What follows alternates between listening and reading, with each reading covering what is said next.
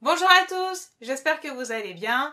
Je suis très heureuse de vous retrouver aujourd'hui pour vous parler d'une maladie grave, mais qui guérit si elle est prise en charge rapidement. Cette maladie concerne principalement les femmes, le cancer du sein. Pour commencer, sachez que le cancer du sein est le cancer le plus fréquent chez la femme, mais son taux de guérison est assez élevé. Il est donc vraiment très important de le dépister rapidement pour mettre en place les traitements et permettre la guérison de la patiente. Je fais un petit rappel, le cancer correspond à la multiplication de cellules anormales et immortelles appelées cellules cancéreuses. Lorsque ces cellules se regroupent pour former un amas, il s'agit d'une tumeur appelée également carcinome. Il arrive que ces cellules se déplacent de leur emplacement d'origine pour migrer vers d'autres structures de l'organisme. On parle alors de métastases. Il est intéressant de savoir que certaines cellules cancéreuses sont dépendantes de messages chimiques comme par exemple des hormones. Cela veut dire que si le taux d'hormones augmente au sein de l'organisme du patient, eh bien cela favorise la multiplication des cellules cancéreuses. En ce qui concerne le cancer du sein, les hormones qui sont impliquées dans ce cancer sont les œstrogènes. Si jamais le cancer est un cancer hormonodépendant, eh bien la mise en place d'un traitement anti-œstrogénique permettra de limiter la multiplication de ces cellules cancéreuses. Je fais un petit rappel par rapport à l'anatomie du sein. Il faut savoir que les seins sont composés de différents tissus. En partant de l'extérieur vers l'intérieur, il y a la peau, ensuite le tissu fibreux qui donne la fermeté des seins, le tissu graisseux qui va donner la taille du sein, ainsi que les tissus glandulaires ou lobulaires. Alors ce tissu comporte les glandes mammaires qui permettent la production de lait lors de l'allaitement.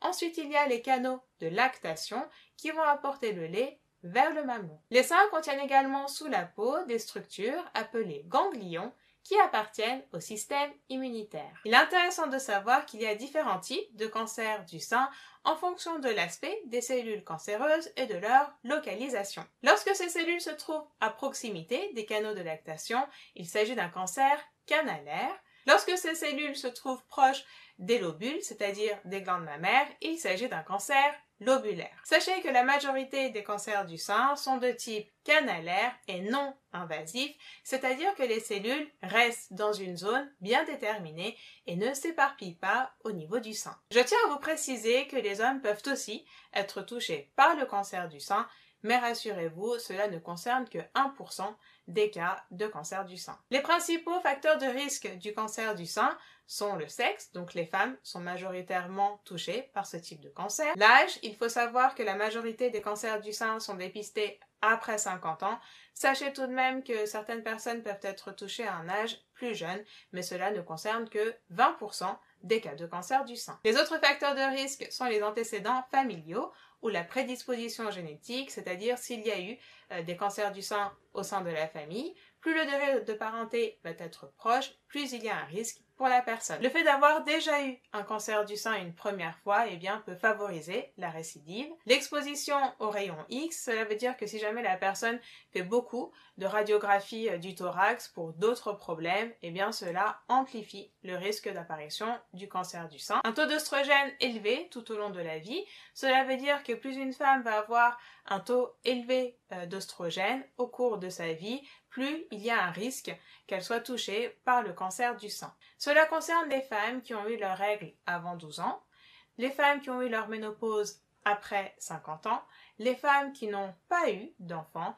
Il est intéressant de savoir que la grossesse et l'allaitement permettent de réduire le taux d'œstrogène, ainsi que les femmes qui ont eu leur premier enfant après 35 ans. D'autres facteurs de risque sont aussi impliqués dans le cancer du sein, tels que le surpoids ou l'obésité, tout simplement parce que l'augmentation des tissus graisseux au sein de l'organisme favorise la production d'œstrogène. La consommation de tabac, d'alcool, la sédentarité, c'est-à-dire le manque de la pratique d'une activité physique, ainsi que la prise du THS, c'est-à-dire du traitement hormonal de substitution pour lutter contre les effets secondaires de la ménopause, sont aussi des facteurs de risque de l'apparition du cancer du sein.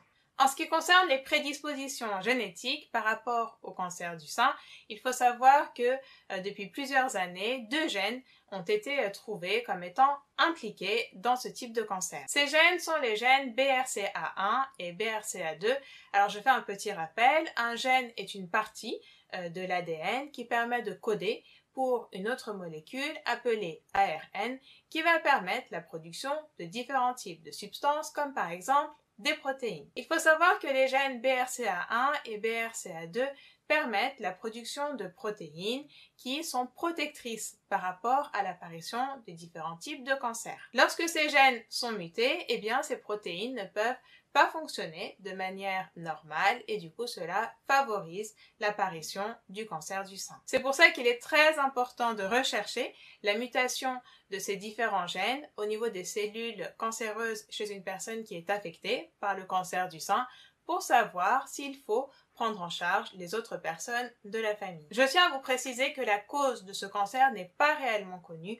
On sait juste qu'il y a des facteurs de risque qui peuvent s'accumuler et favoriser l'apparition de ce cancer, de même que la prédisposition génétique. Donc si les personnes possèdent cette mutation au niveau de leurs cellules, eh bien cela peut favoriser l'apparition du cancer du sein. Je tiens tout de même à vous rassurer sur le fait que si jamais il n'y a pas eu de cancer du sein au sein de votre famille, eh bien cela veut très probablement dire qu'il n'y a pas eu cette mutation au niveau de ces différents gènes dans votre fratrie. Pour prévenir l'apparition du cancer du sein, il est très important de limiter les facteurs de risque tels que la consommation de tabac, d'alcool, de pratiquer une activité physique régulière et adaptée et d'avoir une alimentation équilibrée et variée. Sachez également que la vitamine D peut aussi influer sur ce cancer. Il est donc aussi très important de vérifier régulièrement votre taux de vitamine D. Le premier symptôme du cancer du sein est l'apparition d'une masse ou boule au sein du sein. Alors cette masse peut être dure,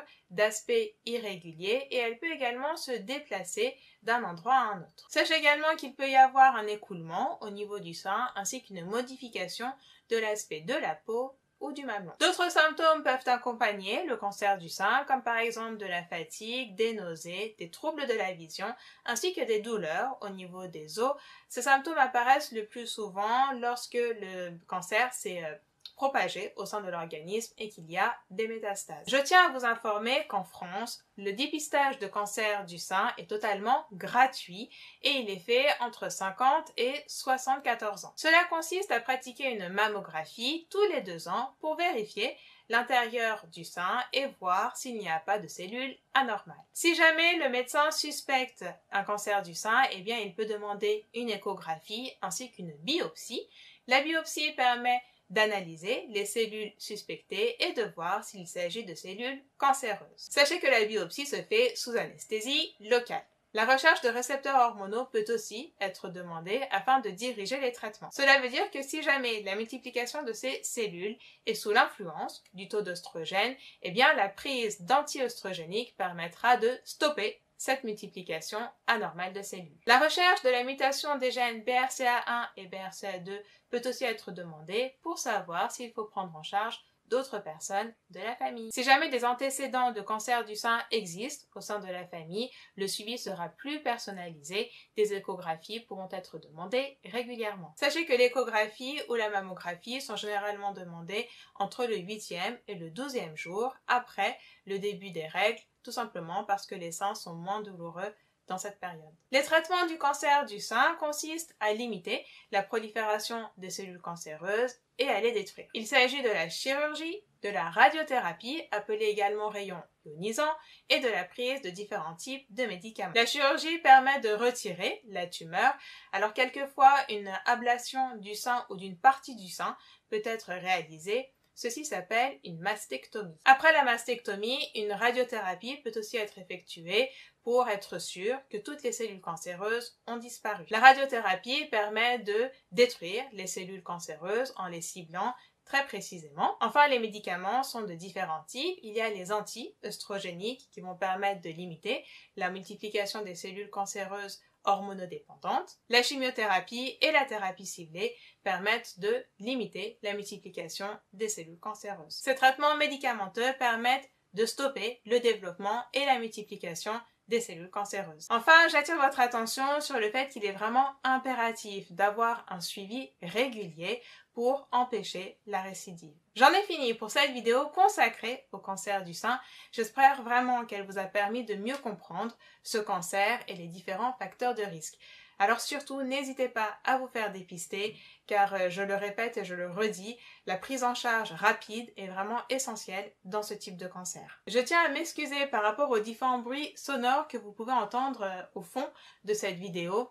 Alors je tourne à côté d'un endroit où il y a beaucoup de travaux, j'espère vraiment que cela ne va pas vous empêcher de comprendre l'essentiel des informations de cette vidéo. N'hésitez pas à liker la vidéo, partagez-la comme d'habitude pour informer tous vos proches et pour être au courant de toutes les vidéos que je poste, abonnez-vous à la chaîne en cliquant sur s'abonner et sur la petite cloche qui se trouve juste à côté. Enfin, pour vous amuser en testant vos connaissances à travers des quiz santé de différents niveaux, mais aussi pour nous poser directement vos questions sur les sujets de santé qui vous préoccupent, téléchargez l'application PharmaQuiz. Vous pouvez tout de suite bénéficier d'un essai gratuit en cliquant sur le lien dans la description de la vidéo.